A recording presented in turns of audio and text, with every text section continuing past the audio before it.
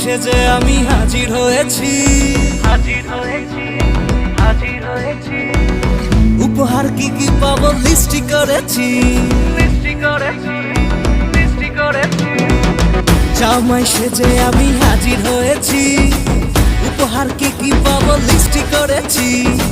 জমিয়ে খাবো আমি ইলিশ মাংস কই, খাবো আমি ছেটে পুটে মিষ্টি সাথে দই।